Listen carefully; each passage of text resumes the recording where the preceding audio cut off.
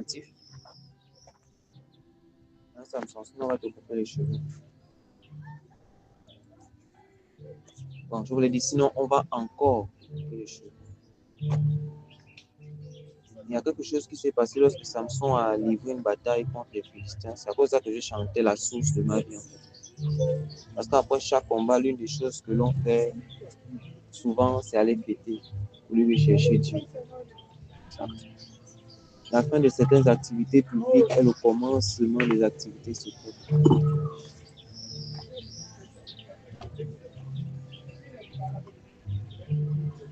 Certaines activités secrètes.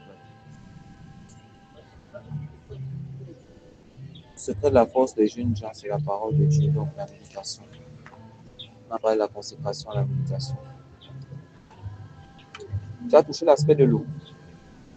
L'eau de la parole. Ah. Voici une autre tour bien prendre. C'est même pas Dieu, il y a un retard, mais tout. Ah, c'est... Gloire à Dieu. Il n'y a pas de... Tu as vu l'heure de passer? Tu as vu l'heure de... Quand tu dois rentrer? Oui, bientôt. Mais pas de souci, tu peux rentrer. La source d'eau. On veut te laisser prendre l'oreille. On termine. Tanguy est déjà suffisamment partagé sur le sujet. Ah. J'ai laissé Tanguy d'abord précéder. Ah, d'accord.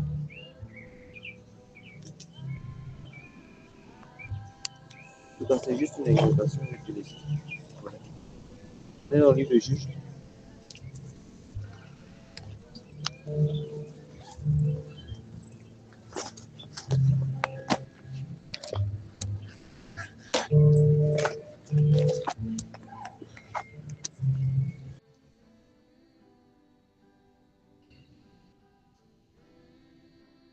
Verset 10.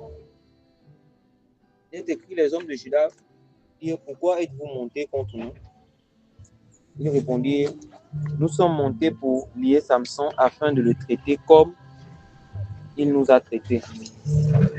Sur quoi 3000 hommes de Juda descendirent de la caverne du rocher Étam et dirent à Samson, ne sais-tu pas que les Philistins dominent sur nous? Que nous as-tu fait? Il leur répondit, je les ai traités comme ils m'ont traité. Ils lui dirent, nous sommes descendus pour te lier afin de te livrer entre les mains des Philistins. Samson leur dit, jurez-moi que vous ne me tuerez pas. Vous ne tuerez pas. Ils lui répondirent, non, nous voulons seulement te lier et te livrer entre leurs mains. Mais nous ne te ferons pas mourir. Et ils le lièrent avec 2 cordes neuves et le firent sortir du rocher. Lorsqu'il arriva à Léchi, les Philistins poussèrent des cris à sa rencontre. Alors l'Esprit de l'Éternel le saisit. Les cordes qu'il avait au bras devinrent comme du lin brûlé par le feu, et ses liens tombèrent de ses mains. Il trouva une mâchoire d'âne fraîche. Il étendit sa main pour la prendre, et il en tua 1000 hommes. Et Samson dit, avec une mâchoire d'âne, 1 morceau, 2 morceaux, avec une mâchoire d'âne, j'ai tué 1000 hommes. Quand il eut achevé de parler, il jeta de sa main la mâchoire, et il appela ce lieu Rama Léchi. Pressé par la soif, il invoqua l'Éternel et dit, c'est toi qui as permis par la main de ton serviteur cette grande délivrance. Et maintenant, mourrai-je de soif et tomberai-je entre les mains des incirconcis? Dieu fendit la cavité du rocher qui est à Léchi, et il en sortit de l'eau. Samson but. J'aimerais qu'on lise la suite ensemble. 1, 2, 3. Samson but. Son esprit se ranima et il reprit vie. Amen. C'est de là que l'on a appelé cette source en Akoré. Elle existe encore jusqu'aujourd'hui. On dit Samson fut juge d'Israël au temps des Philistins pendant 20 ans. Lorsqu'on lit ça comme ça, on ne voit rien de très important, du moins c'est rien d'intéressant. Donc vous allez voir que Samson avait livré un combat personnel, une guerre personnelle. et il était allé se cacher dans un rocher.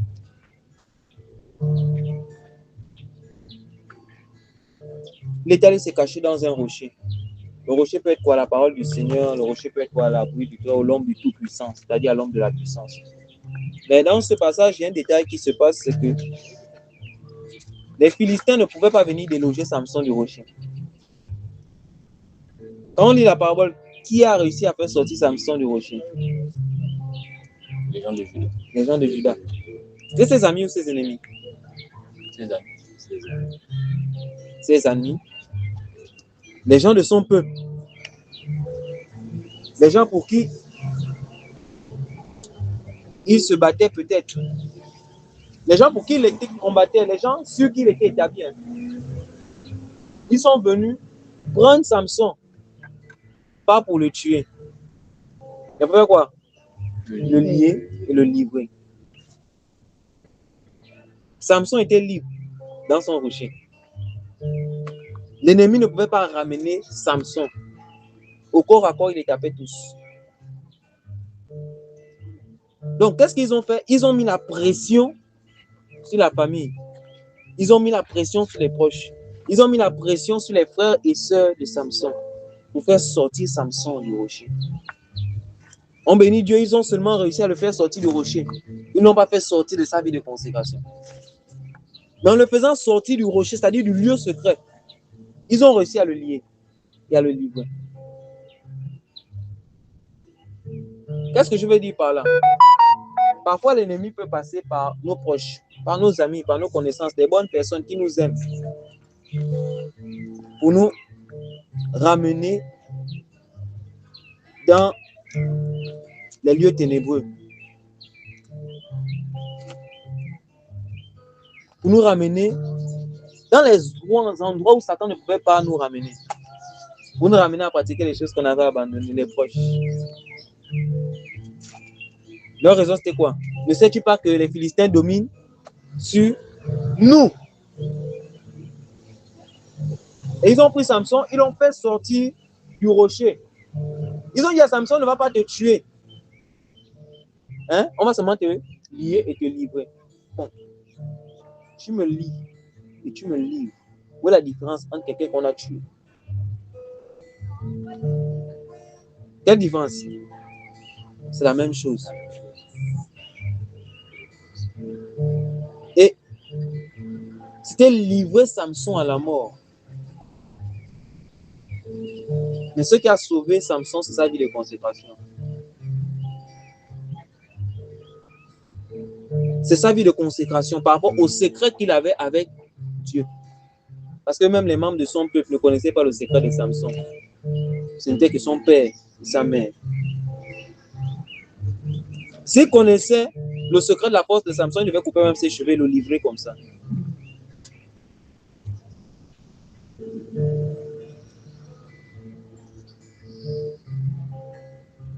Parce qu'il se disait que peut-être que c'est avec les armes qu'il avait gagné. Mais par une mâchoire d'âme. Quelque chose de mort. Il a donné la mort à des milliers de personnes. Mais après ce combat, quelque chose va se passer. Samson va dire avec une mâchoire d'âne, j'ai tué 1000. Lui-même, il ne savait pas parce que pourquoi il était content. Samson a pris la confiance en Dieu face à ses ennemis. Mais quelque chose va se passer. Il ne devait pas mourir des coups de ses ennemis. Il devait mourir de soif. Parfois, ce n'est pas les attaques de l'ennemi qui nous tuent. C'est le fait d'être sorti du rocher. Le fait d'être sorti de la présence de Dieu qui nous tue. On peut continuer à faire des exploits. On peut continuer à faire certaines choses. Grâce aux choses qu'on a acquises par la vie de consécration.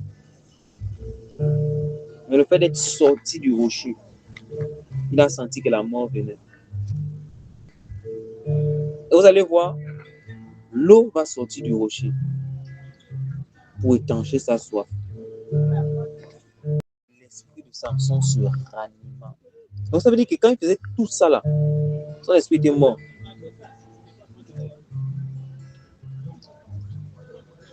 Malgré le fait qu'il était consacré, son esprit était mort. Vous allez voir dans la Bible, il y a deux personnes qui sont vivants mais qui sont morts. Qui est la deuxième personne dont l'esprit s'est ranimé? C'est toi. Qui est la deuxième personne dont l'esprit s'est ranimé? Hein? Dans la Bible. Il passait, il était vivant. Il vivait. Mais quand quelque chose s'est passé, on va dire son esprit est revenu à la vie. Il s'est ranimé. Qui connaît? Lazare. On parle de quelqu'un qui était vivant. C'est pas ça comment, à l'époque d'Élysée, on va jeter. Ah, c'est là-bas. Joseph, tu peux répondre. Oh, Seigneur. Tu lui dis, je peux. Ah, c'est bien. Tu n'arrives pas à trouver. Pas l'enfant de.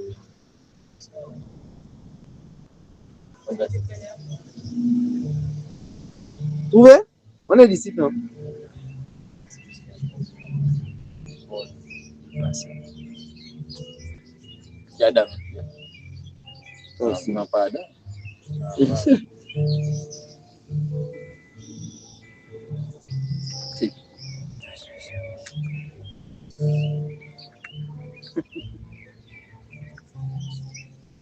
Ah.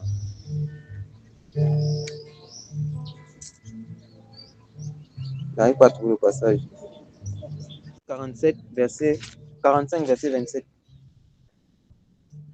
Par ce passage, on va découvrir ce qui avait tué Samson.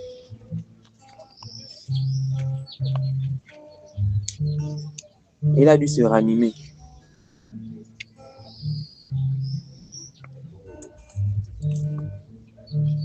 Genèse 45,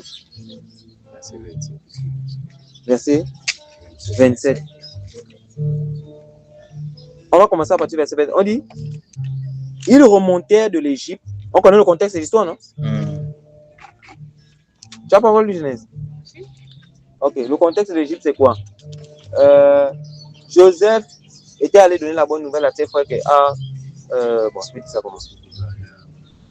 En tout cas, les frères de Joseph ont trahi Joseph. Ils l'ont vendu en esclavage, ils sont allés mentir à son père que, voilà, on l'a tué. Maintenant, des années plus tard, ils partent en Égypte. Ils partent en Égypte et ils découvrent que Joseph est à la vie. Ils partent réannoncer la bonne nouvelle à leur père. Et on arrive au verset 25, on dit, ils remontèrent de l'Égypte et ils arrivèrent dans le pays de Canaan, auprès de Jacob, leur père. Ils lui dirent, Joseph vit encore, et même c'est lui qui gouverne tout le pays d'Égypte. Mais le cœur de Jacob resta froid, parce qu'il ne croyait pas.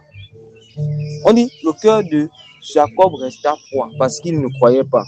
Au verset 27, on dit, et il lui rapportait toutes les paroles que Joseph leur avait dit. Il vit les chars que Joseph avait envoyés pour le transporter. C'est alors... On n'est pas ensemble. C'est alors que l'esprit de Jacob, leur père, se ranima. C'est alors que l'esprit de Jacob, leur père, se ranima. Qu'est-ce qui avait tué l'esprit de Jacob? Qu'est-ce qui avait tué l'esprit de Jacob? Un mensonge. Une mauvaise nouvelle. Venue de qui? De ses proches. Ça avait tué la foi de Jacob. On dit Jacob était froid parce qu'il ne croyait pas.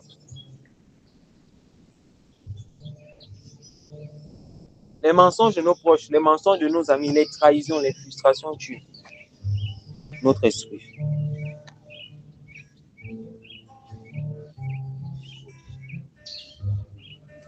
De la même manière, Samson avait été établi pour sauver ces personnes-là.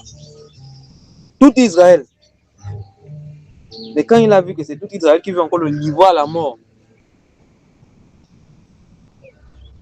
De la même manière, Jacob a vu que les frères de Joseph étaient censés protéger Joseph. Et quand il s'est rendu compte qu'ils avaient réussi à protéger ses biens, ses richesses, et pas son fils, Jacob est mort. Il n'avait plus d'espoir, il ne croyait plus, il était devenu froid. C'est-à-dire que beaucoup de personnes sont devenues froides dans les choses de Dieu. Pourquoi? Parce que à cause des mensonges qu'ils ont eu dans les assemblées, à cause des mensonges qu'ils ont eu auprès à cause de beaucoup de choses, leur esprit est mort. Et la seule chose capable de ranimer l'esprit de quelqu'un qui est mort, c'est la bonne nouvelle. Pour Samson, la bonne nouvelle, c'était le rocher. C'était on m'a fait sortir du rocher. Mais du rocher est sorti l'eau pour me redonner vie. Pour Jacob, la bonne nouvelle, c'était quoi? Ton fils n'est pas mort, il vit. Joseph a fait près de... Il a fait combien d'années en Égypte là-bas? Parce qu'il est parti à 17 ans. 13 ans. 13 ans en Égypte. 13 ans de deuil. Il passait pour vivant, mais il était mort. C'était un cadavre qui s'est baladé. Comme beaucoup de personnes, depuis que leur vie de consécration est touchée, sont des cadavres qui se baladent. On les appelle toujours Jacob, on les appelle toujours patriarches. Ils font toujours des cultes. Mais ils ne croient plus aux paroles de Dieu. Ils ne croient plus aux promesses de Dieu. Ils sont froids. Pourquoi? Ils ont perdu le feu. À cause de quoi? Des mauvaises nouvelles. Des mauvaises nouvelles.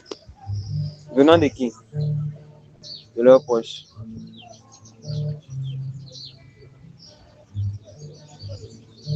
De leurs amis, de leurs connaissances. Si la bonne nouvelle donne la foi, la mauvaise nouvelle tue la foi. Le monde est malade, pourquoi? Vous allez voir, on annonce plus de mauvaises nouvelles aux infos que de bonnes nouvelles. On annonce rarement les bonnes choses. Mais quand ce sont les catastrophes, là, ça va faire le tour du monde. On a tué tant de personnes là-bas, ça va faire le tour du monde. Et ça tue certaines choses en nous, en fait. Comme vous allez voir le nouveau clip qui est sorti là, ça paraît être un beau clip. Là où on attaque les pasteurs et autres. Tous ceux qui ne publient jamais les choses chrétiennes publient ça en statut. Pour dire que c'est une vérité remplie de mauvaises nouvelles. Ainsi, beaucoup de capacités dans la vie de certaines personnes ont été tuées par les ministères de dénonciation. La vraie foi est morte. Ils ont plus foi au mal qu'au bien. Partout où ils vont, ils s'attendent au mal. Ils ne s'attendent plus au bien. Ils ont appris tellement à résister, à combattre le mal. Ils ont oublié à chercher le bien.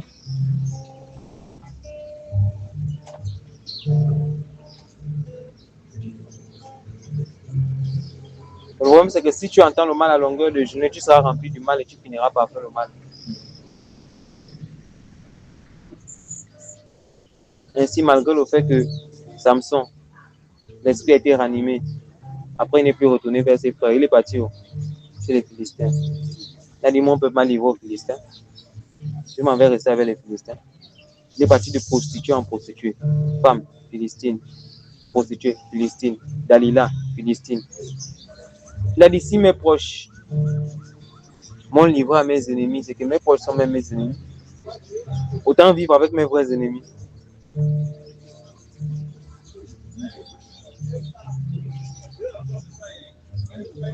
Vous savez, quand les proches de Samson sont venus le voir pour la dernière fois,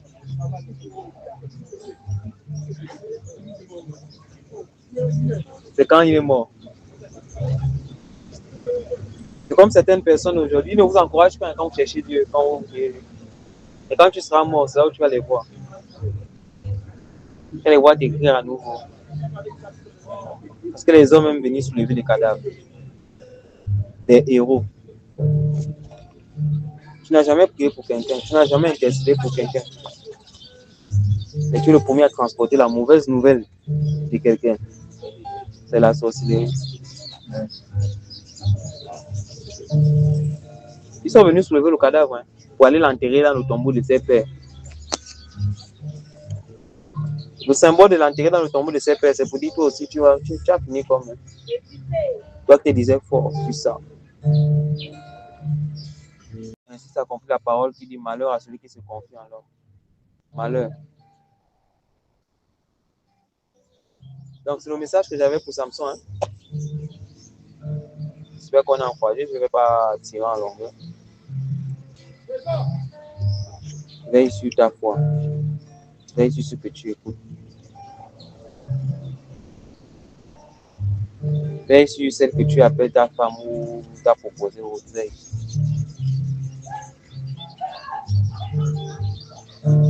Quelqu'un disait à chaque fois qu'un homme a écouté sa femme, on sait comment le monde a terminé.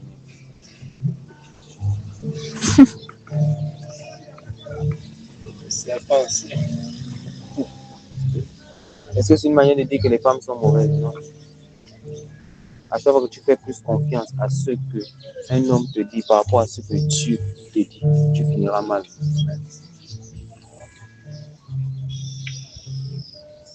C'est ça la pensée en fait. Vous allez voir Adam et Ève, Abraham, Sarah, qui encore? On a mis le Samson, oui. Samson, Dalila. Samson, lui, il a même 2 saisons même. Il a l'autre prostituée qu'on ne connaît pas le nom là.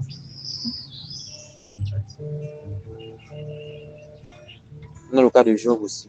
Maudit Dieu meurt. Ce sont des exemples qui sont dans la Bible pour dire quoi? Il faut écouter plus le Seigneur que nos proches, que nos amis, que nos pasteurs, que nos prophètes. Il faut écouter plus le Seigneur.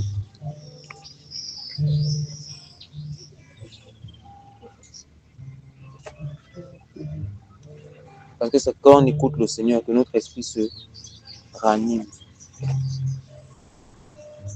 Si on parle de ranimer, c'est qu'il y a certaines choses qui nous animaient avant, qui sont mortes, qui peuvent se ranimer.